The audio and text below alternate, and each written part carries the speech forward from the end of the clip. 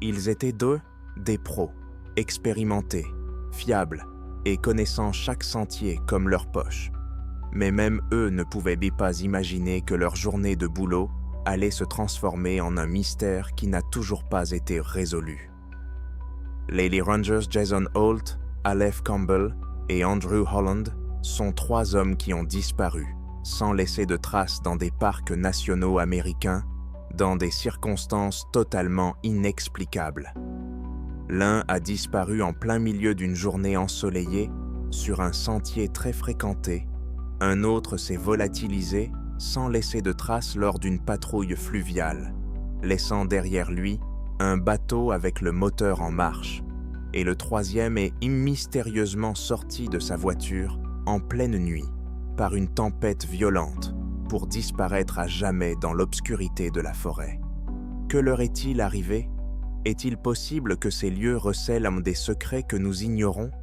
Aujourd'hui, vous découvrirez 3 cas mystérieux de disparition de rangers dans les parcs nationaux américains, qui restent encore inexpliqués à ce jour. N'oubliez pas de liker et de vous abonner à la chaîne.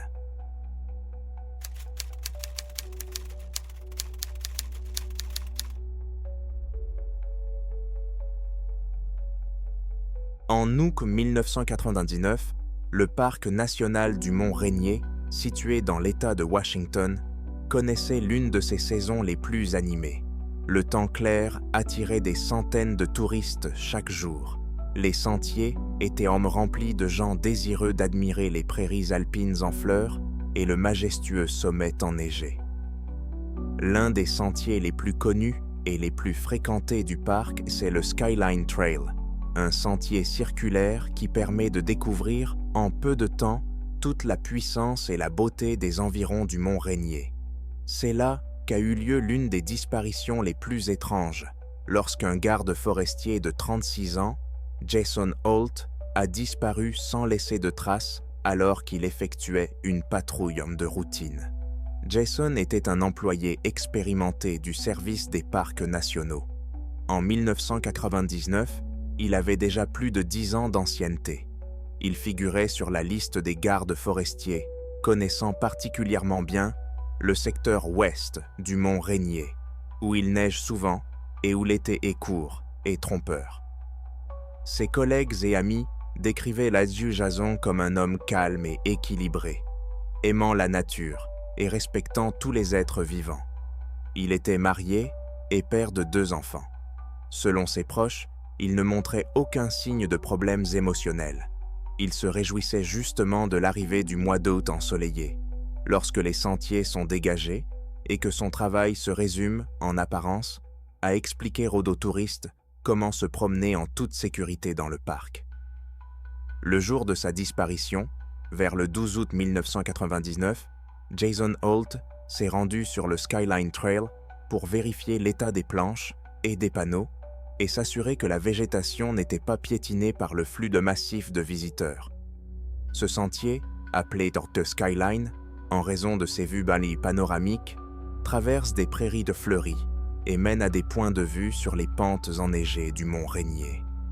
Le temps était clair, le soleil tapait fort, mais une brise provenant des glaciers apportait une fraîcheur bienvenue dans la partie supérieure du sentier. Les touristes qui empruntaient le sentier ont affirmé avoir vu Jason à plusieurs reprises ce jour-là. Il s'arrêtait, donnait des conseils pour éviter de sortir du sentier et avertissait de la présence éventuelle d'ours. L'un des derniers à l'avoir vu, un couple originaire du Texas, a déclaré avoir aperçu Holt vers 15 heures, marchant tranquillement sur le Skyline Trail, s'arrêtant parfois pour regarder les passants. Mais à un moment donné, ils l'ont vu s'arrêter comme s'il était pensif, puis descendre du sentier vers un groupe de sapins, regardant au fond de la forêt. Le couple a continué son chemin, pensant que le garde forestier avait vu quelque chose d'intéressant. C'est après ce moment que Jason n'a plus été vu par aucun autre randonneur. Tard dans la soirée, lorsque les rangers de la station se rendirent compte qu'il n'était pas revenu, ils activèrent la radio. Mais Holt ne répondit pas. Plusieurs rangers commencèrent immédiatement à parcourir le Skyline Trail, supposant qu'il avait pu se blesser à la jambe. Peut-être s'était-il cassé la cheville et ne pouvait pas appeler à l'aide. Cependant, vers minuit, puis le lendemain matin, ils ne trouvèrent ni traces ni signes de vie. Les opérations de recherche et de sauvetage commencèrent officiellement à l'aube le lendemain. Plus d'une dizaine d'employés et de bénévoles se divisèrent en groupes et commencèrent à ratisser la zone présumée. La forêt le long du Skyline Trail n'est pas particulièrement dense ni difficile à parcourir, et le temps est resté sec. Quoi qu'il en soit, ils n'ont rien trouvé qui indique la présence de Jason. Un hélicoptère a été appelé en renfort et a survolé les prairies et les forêts environnantes, mais en vain. La situation a encore plus déconcerté les collègues lorsque, au 3e jour des recherches, il s'est avéré qu'il n'y avait aucun signe indiquant que le garde forestier se soit battu ou soit tombé accidentellement. Le sol n'était pas retourné à cet endroit, et il n'y avait ni sang ni lambeaux de vêtements. Les chiens, auxquels on a fait renifler l'uniforme de Jason, ont suivi la piste jusqu'au Skyline Trail, mais celle-ci s'est interrompue au bord du sentier. L'un des cynologues a remarqué que le chien tournait en rond à plusieurs reprises, comme s'il ne savait pas où aller, et revenait au début du sentier. Après environ 5 jours de recherches intensives, la direction du parc, en coordination avec la police du comté, a reconnu qu'en l'absence de nouveaux indices, les recherches seraient interrompues et seules des mesures passives seraient maintenues. Enquête auprès de la population locale, signalement, présence occasionnelle de volontaires. Les proches de Jason, notamment sa femme et ses 2 enfants, étaient complètement désemparés.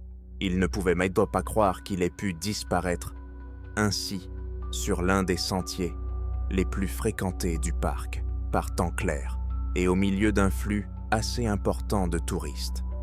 On pensait que l'affaire allait être officiellement classée sans suite, mais 2 semaines après la disparition, un événement unique s'est produit, fournissant un indice étrange. À la lisière de la forêt, à environ 5 km de l'endroit où le garde forestier avait été vu pour la dernière fois, une meute de chiens a découvert un tas d'objets. La veste de Jason, une gourde, un carnet agenda et une radio. Tous ces objets gisaient au pied d'un vieil arbre.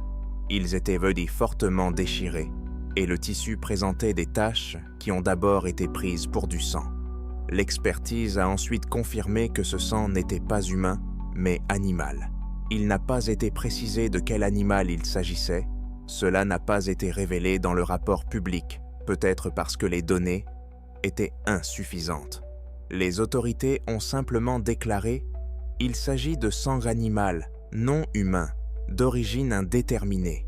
Cette découverte n'a fait qu'ajouter au mystère.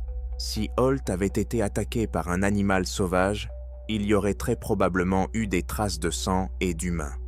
Mais l'analyse a montré le contraire. D'un autre côté, pourquoi aurait-il enlevé et laissé sa veste, sa gourde et sa radio?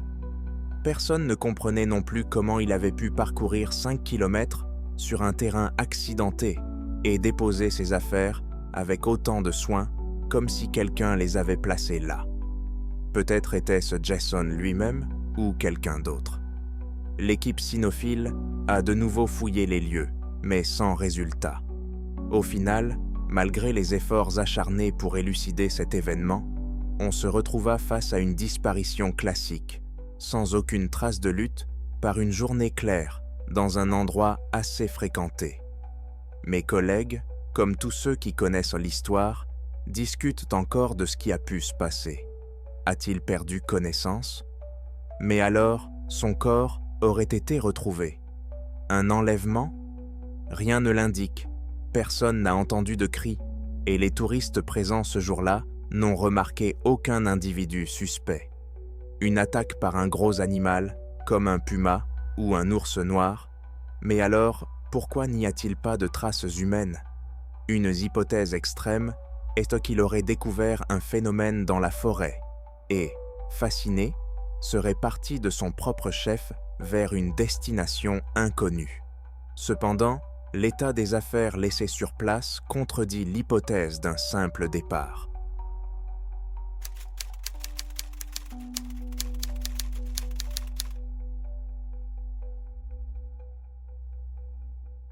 En mai 2025, dans le parc Tyler, en Pennsylvanie, un incident a intrigué les collègues et les services de recherche et de sauvetage. Aleph Campbell, un garde forestier de 38 ans, a disparu lors d'une sortie en kayak sur la rivière Neshaminy Creek. Ce cours d'eau, qui traverse le parc, n'était généralement pas considéré comme dangereux, mais les crues de printanières de ces dernières années ont entraîné une augmentation significative de la vitesse du courant et du niveau de l'eau. Selon ses collègues, Campbell connaissait bien la rivière, car il en avait patrouillé les environs à plusieurs reprises. Selon les documents internes du parc et plusieurs rapports, le garde forestier Campbell est parti en patrouille, seul en kayak, dans la matinée du 14 mai 2025, afin de vérifier les zones côtières de Neshaminy Creek. C'est en effet là que les touristes aiment faire du kayak, et en raison d'un niveau d'eau supérieur à la moyenne, il y a parfois des problèmes de déchets sur les berges et d'éboulement. Campbell avait prévu de revenir vers midi, mais il n'a pas donné signe de vie et ne s'est pas présenté au point de contrôle.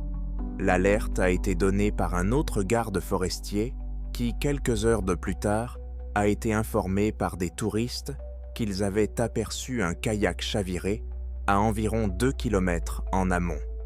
Plus précisément, les gens ont mentionné avoir vu un kayak jaune vif ressemblant à un bateau de service du parc. Ils n'ont pas vu de personne à proximité, mais il semblait qu'il pouvait se trouver sous le bateau. Peu après, l'alerte a été donnée et une équipe de sauveteurs s'est rendue sur place. Ils ont retrouvé le même bateau qui flottait près du rivage, pas complètement retourné, mais plutôt renversé sur le côté, la proue enfoncée dans une partie sablonneuse du lit de la rivière. Il a fallu couper le moteur à la main, car il tournait toujours au ralenti en émettant un grondement sourd. Un examen plus approfondi a révélé que tous les effets personnels d'Aleph Campbell, gilet de sauvetage, sac à dos, radio, petite réserve de nourriture et d'eau, étaient restés dans le kayak où gisait Rhoda soigneusement à côté, comme si personne n'y avait touché. Il n'y avait aucun signe indiquant que le garde forestier avait tenté de sortir de sous le bateau ou qu'il avait été emporté par le courant. Il n'y avait aucune trace de sang ni de déchirure. On aurait pu s'attendre à trouver au moins des traces de lutte dans l'eau sur le bateau ou à proximité, mais tout semblait très propre. Le moteur continuait de tourner, ce qui signifie que personne n'avait coupé le kayak. Les opérations de recherche et de sauvetage ont commencé immédiatement. Les bateaux du parc ont été mis à l'eau, des embarcations ont été déployées en aval de la rivière et plusieurs drones ont été amenés pour effectuer une reconnaissance aérienne. Cependant, dès les premières heures, les sauveteurs se sont heurtés à une contradiction. Avec le courant rapide de Neshaminy Creek, il aurait fallu rechercher des traces de sédimentation ou des fragments d'équipement, mais rien de tel n'a été trouvé. L'eau était sale et bouillonnante, mais généralement, lorsqu'une personne se noie ou est emportée en aval, des vêtements ou des chaussures peuvent remonter à la surface. Cependant, à part ceux qui se trouvaient dits dans le kayak, aucun objet n'a été retrouvé. La zone de recherche s'est élargie. Nous avons descendu une dizaine de kilomètres en inspectant attentivement les berges et chaque amas de bois flotté. Le principal problème restait la hydrologie complexe de Neshaminy Creek. Le cours d'eau serpente et se divise en bras dans lesquels des objets peuvent parfois rester coincés. Mais aucune trace humaine n'a été trouvée. À 2 reprises, des chiens dressés pour la recherche ont repéré une odeur dans la zone où le bateau avait été découvert. Mais après 1 minute, ils ont perdu leur piste. Dès le début, des questions se sont posées. Comment un garde forestier qui connaissait bien cette rivière a-t-il pu perdre le contrôle de son bateau par une journée claire? même si l'on mentionne que le temps était assez chaud ce jour-là, qu'il ne devait pas pleuvoir, mais que le courant, hérité des crues de printanière, restait fort. Pourquoi le moteur a-t-il continué à fonctionner alors que le bateau était renversé? Et comment tous ces effets personnels ont-ils pu rester intacts? En général, si une personne tombe par-dessus bord, elle s'agrippe à quelque chose, endommage le pont ou éparpille ses affaires. L'enquête a été menée de manière intensive et, pendant une semaine, toute la rivière dans la région du parc Tyler et les zones environnantes ont été fouillées de fond en comble. De plus, des drones équipés de caméras thermiques ont survolé la plaine à plusieurs reprises dans l'espoir de repérer un homme qui aurait pu rejoindre la rive en état de choc. En vain. Les gens ont appelé Aleph Campbell à grands cris, mais seul le silence leur répondait. Ses proches étaient désespérés, car Aleph n'était ni dépressif, ni n'avait de raison de disparaître volontairement. De plus, ses collègues le décrivaient comme l'un des employés les plus prudents et les mieux formés qui parcouraient les rivières et les marais locaux depuis des décennies, et ce, à différentes périodes de l'année.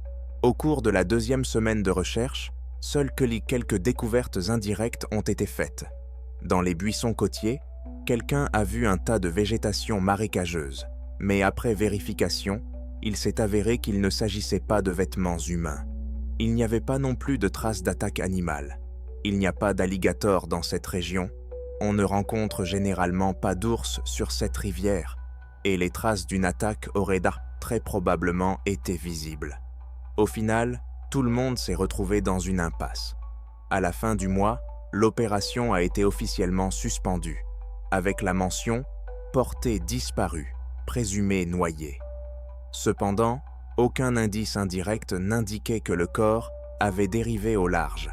Généralement, on trouve toujours quelques indices. De plus, il semble inhabituel que le lieu de l'incident ait semblé, selon plusieurs sauveteurs, trop propre. Le kayak se trouvait sur un petit banc de sable, mais il n'était renversé qu'à moitié. Le moteur continuait de tourner et aucun câble n'était dérompu. Tout cela donnait l'impression que quelqu'un avait mis le bateau à l'eau, démarré le moteur et disparu. Mais pourquoi faire cela? Finalement, la police du comté, en collaboration avec le parc, a conclu. Aucune trace de violence n'a été trouvée. L'accident n'a pas été confirmé. Les causes n'ont pas été élucidées.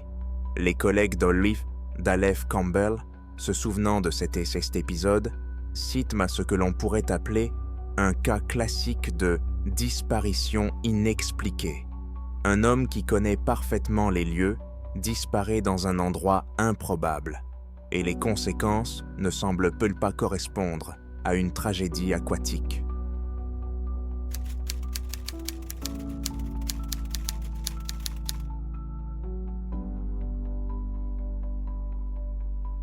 En septembre 1993, dans le parc national de Sequoia, un garde forestier du nom d'Andrew Holland, alors âgé de 42 ans, a disparu. Cet employé travaillait dans le parc depuis de nombreuses années et connaissait bien la région, les particularités du relief et les conditions météorologiques.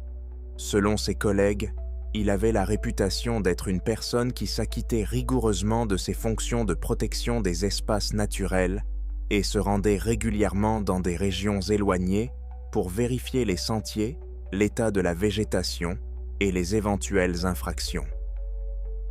Le jour de sa disparition, Holland était de service en raison d'une tempête prévue. Selon les instructions internes, en cas de conditions météorologiques défavorables, les gardes forestiers sont tenus de patrouiller les zones les plus éloignées afin d'apporter leur aide aux touristes en cas d'imprévu ou de prévenir les conséquences dangereuses des éléments déchaînés. Cette nuit-là, des vents violents ont soufflé dans la partie montagneuse du parc, accompagnés de pluies brèves mais intenses et d'éclairs intermittents. Le lendemain, un employé du parc a remarqué une voiture garée sur le bord d'une route intérieure. La voiture appartenait à Andrew Holland. Le moteur tournait, les phares et les feux de position étaient allumés, les portes étaient verrouillées. La voiture se trouvait sur une partie de la route en bon état, sans signe apparent d'accident, et la carrosserie et les pneus n'étaient pas endommagés. Lorsque les secouristes ont ouvert l'habitacle, il avait fallu casser la serrure pour vérifier l'état du conducteur, ils ont découvert que le siège du conducteur était vide et que la radio, une radio portable, était posée sans signe d'utilisation, mais que l'émetteur radio était allumé sur le tableau de bord. Le moteur continuait de tourner au ralenti. Sur le siège avant se trouvait une carte du parc Sequoia, sur laquelle une ligne avait été tracée au stylo le long de la route officielle, puis une autre ligne indiquant un chemin inconnu des autres employés. Cette zone n'était pas officiellement indiquée sur les plans du parc, ce qui a intrigué les collègues de Holland. Ils ont supposé qu'il avait pu découvrir ce sentier grâce à des habitants ou lors d'une précédente patrouille, et qu'il avait décidé d'aller vérifier son état. Immédiatement après la découverte du véhicule abandonné, plusieurs groupes d'hommes de bénévoles et de rangers se sont lancés à sa recherche. Il a été décidé d'inspecter les environs, y compris la zone présumée indiquée sur la carte. Au cours des heures qui ont suivi, les participants à la recherche, qui avaient des compétences en navigation et en utilisation d'instruments, ont suivi l'itinéraire. Ils ont franchi une petite crête, exploré des clairières et des plans d'eau, mais sans résultat. Aucune trace visuelle indiquant que Holland était sorti près de la voiture. Par exemple, des empreintes de pas caractéristiques sur le sol humide n'a été trouvée. Les traces de pneus sur la route indiquaient que le véhicule s'était arrêté brusquement, sans freinage d'urgence. Au cours des 2 jours suivants, les efforts des équipes de recherche et de sauvetage se sont concentrés sur les pentes les plus proches et la vallée où Holland aurait pu se diriger en théorie. Il n'y avait aucun signe de lutte, d'attaque humaine ou animale. Aucun objet épars ni aucune trace de sang n'ont été trouvés.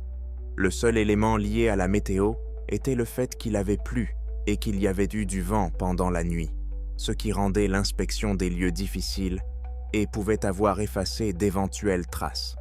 De plus, le relief vallonné de la forêt de Sequoia, recouverte d'une forêt mixte, comporte de nombreux ravins et gorges pouvant cacher une personne dans des conditions défavorables.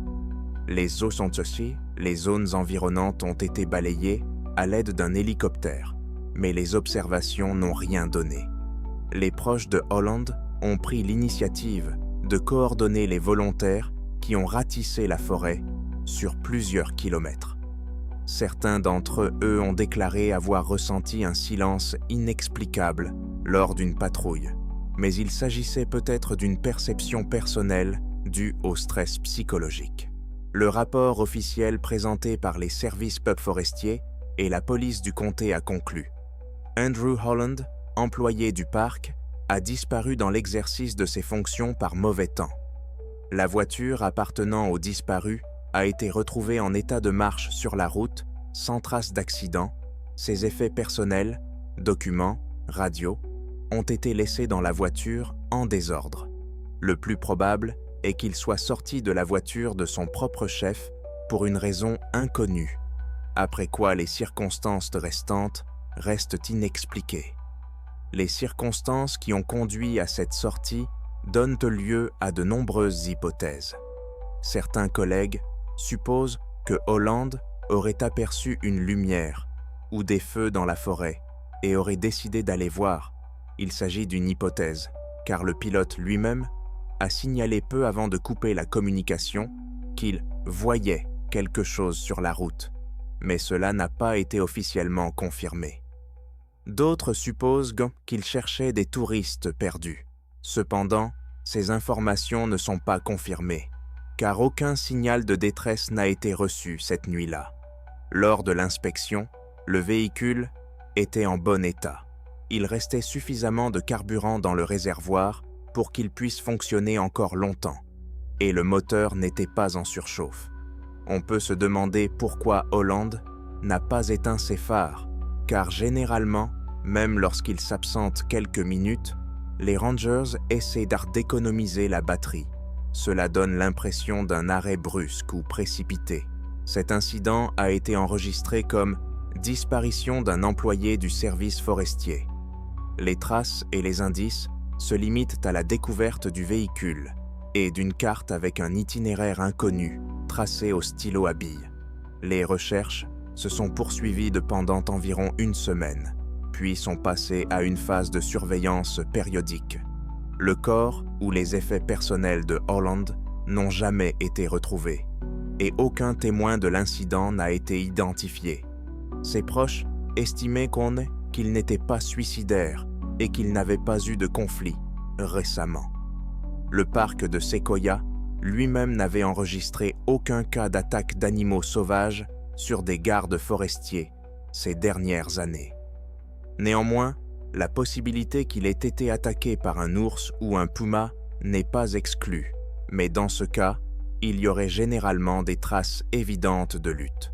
Tout cela a conduit à classer cet incident comme disparition inexpliquée, lorsqu'un garde forestier expérimenté a quitté son véhicule pour une raison inconnue au milieu d'une nuit de tempête et n'est donc jamais revenu. C'est tout pour aujourd'hui, les amis. Écrivez dans les commentaires quelle histoire vous a le plus surpris. Aimez et n'oubliez pas de vous abonner à la chaîne. D'autres cas encore plus mystérieux et inexplicables vous attendent. À bientôt.